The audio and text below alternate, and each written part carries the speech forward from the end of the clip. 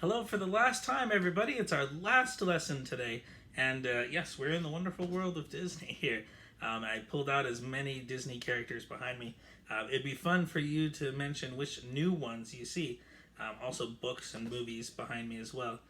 What haven't you seen before in other videos, okay? There's at least, besides Mickey and the gang, there's at least two other characters hidden to my left that you might want to tell me who you see. So, we're doing Royal Processional today. You can imagine Disney castles, whatever. Fun way to end our whole year. Processional, by the way, is like a formal march.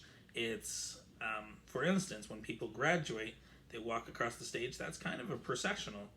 Processional is also like a parade. So, Royal Processional.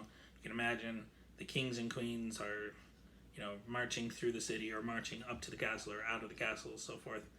That's the feeling of this song. So let's get started by tuning. Here's your A. Get some help, maybe. Ready, and...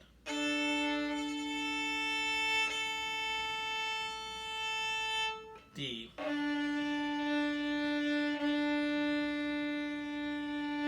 G.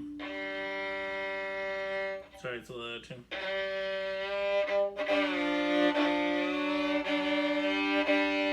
Alright, here's your G.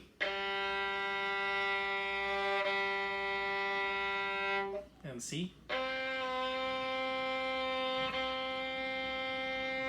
And E.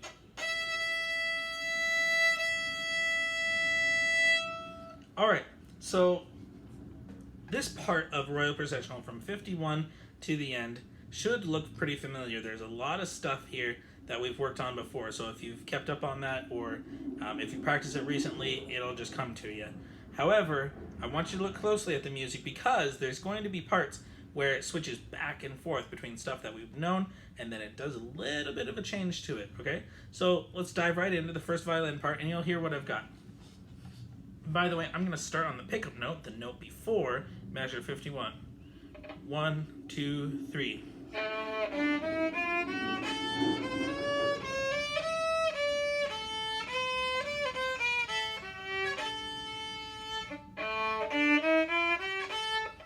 Excuse me while I turn the page. 1, 2, 3. Here's the part, 57, right? We're expecting to go, but it goes. You could do that with E string if you've got a good enough tunnel, or you could do fourth finger.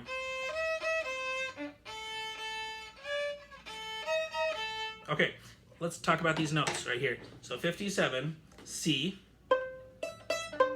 and then A. C again, A.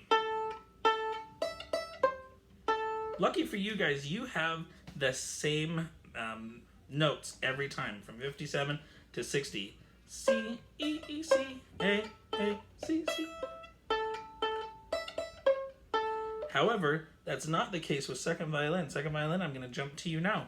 At 57, you have kind of the same thing, but your notes change. It's not the same every single measure. Listen to this.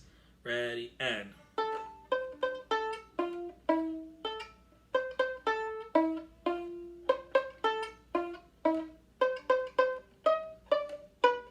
and so on, okay? So what I like to do is just take apart the two sections. You know, if you look at it long enough, that you have this part. Yes, this part. Just the C, C, A, right? So I'm gonna do the first two beats. And then, that was 3 beats by the way. And then I want you to go F's, E, first time. Then I'm going to go. Then you're going to E, S. Then I'm going to go. Or da, da, da. Then you're going to go F's, E. Right? So it's a question of, is this measure ending with F's and then starting the next measure with E? Or is it ending with E and then going to the next measure F's? Right? Play along too. If you're first or viola, your part will harmonize to this. Here we go. 1, 2, 3, 4. 1, 2, ready, and.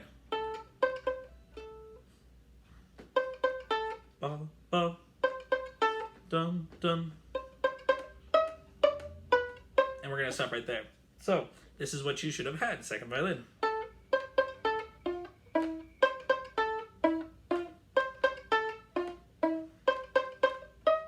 All right.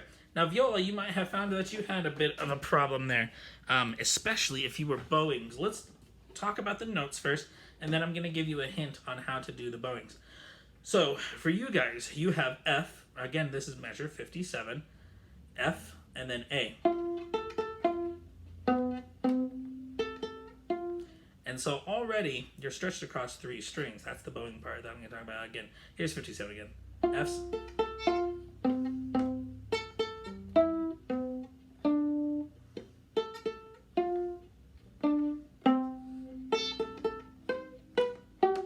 And so on, right? That should sound familiar. So let's take apart the parts that repeat and the parts that are different. And yes, they're at the same parts of the measure. So there's beat 1, which is that D, and then beat 2 are those 2 A's.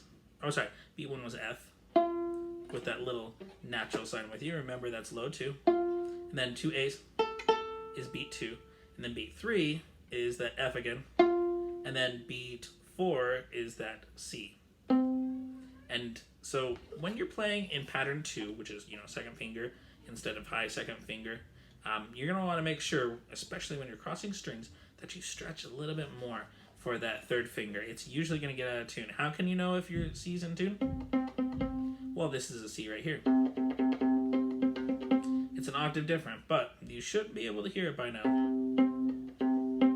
Here's what it sounds like when it's just a tad bit off.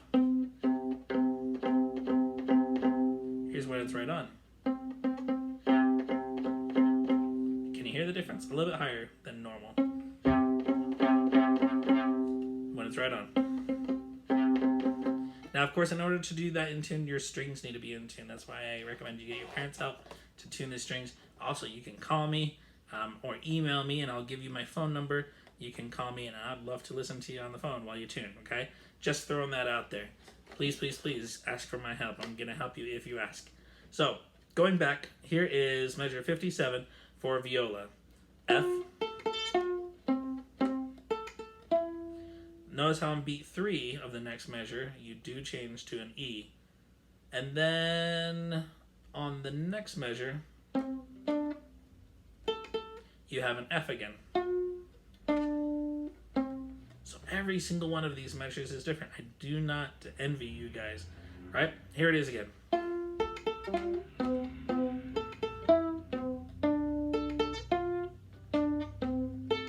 So what I'm going to do is have you play the notes in between while I play the repeating notes. Okay? I'm going to play beat 2. For 57, I'm going to play F's, A, and then you play da, da, da, da, da, da, da. Okay? Here we go. 1, 2, 57, and da, da, da, da, da, bum, dun, dun, dun. All right, now you play the repeated notes. Here I go. 1, 2, ready, and da, da, da. Whoops, all right, F's, right? Or F natural. 1, 2, ready, and da, da, da. Da, da. Oh, now I know your pain. That was tough. Let's do 57 again. Here we go. 1, 2, ready, and boom, da, da, da, da.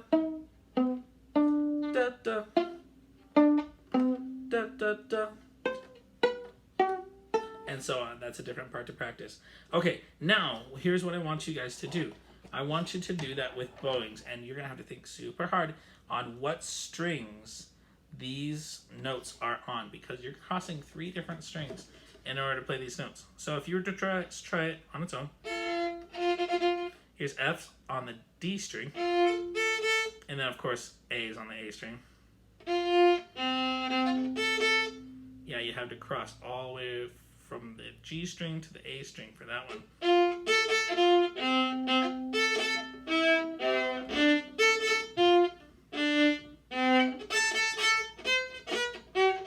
And so forth. So now I'm going to play that with just the open strings, okay? So no fingers this time. You can go as slow as you want, but keep a constant beat. 1, 2, and 3, 4. 1, 2, and ready, go.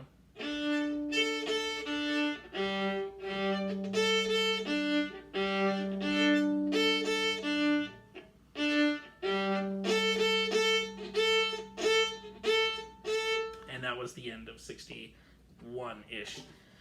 So you get the idea. The reason why I have you do that is so that you can get your right hand figured out. It's always harder to try 2 different things with 2 different hands doing 2 different things at the same time.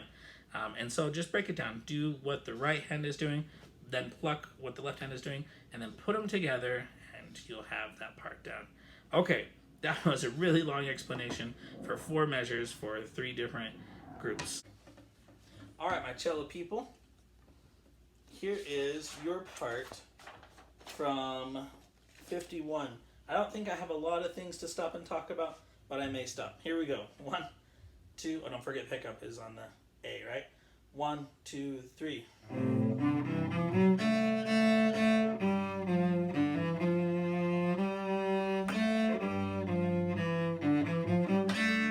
Turn the page, wait for me. 1, a 2, a 1, 2, ready, and 2,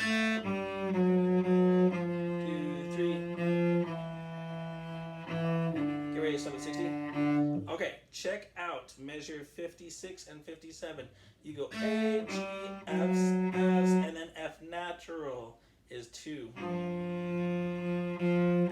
Now that's not to say that's the way it's always going to change, because it's called an accidental. Accidentals only last for 1 measure, the measure that they're in, okay? Okay, here is pick up to measure 60. 1, 2, 3.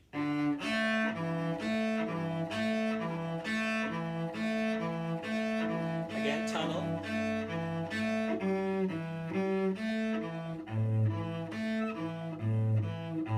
Again, like I said with the violas, you guys can go just open strings on the last, even from 60. And then I learned that I'm too close to the body of this bass. I keep tapping it. All right, here we go again. 60. This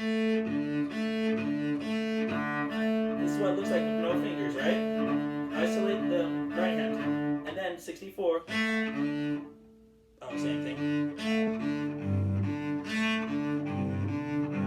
Are you leaning forward with your right hand to get to the A string, back with your right hand to get to the G string, and then add some fingers. Don't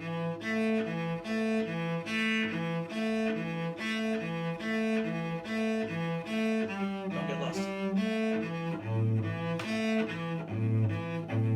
And so forth. Okay, that's the cello part. Let's move on to the bass. All right, so for bass, we have here at 51 the same thing as everyone else. We start with that low A, but that's open string for us.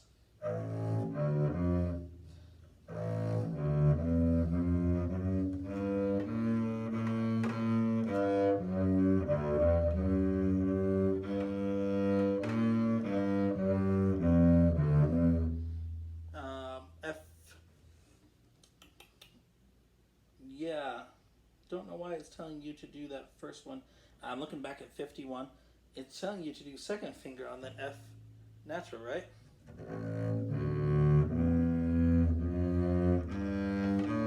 Instead of fourth finger. Let me do that again. Here's pick up to measure 51. Then do we have F sharp here? No, we don't, because it's not in the key signature.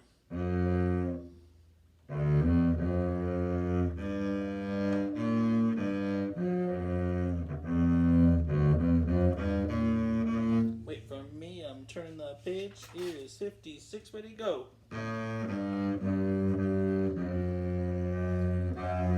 Did you catch it?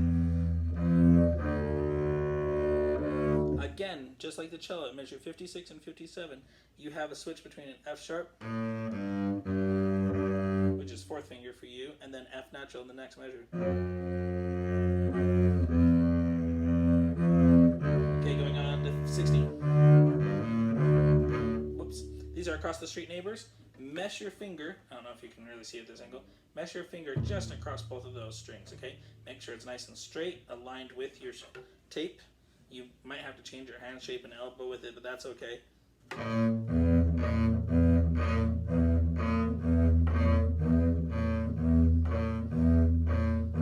get lost now.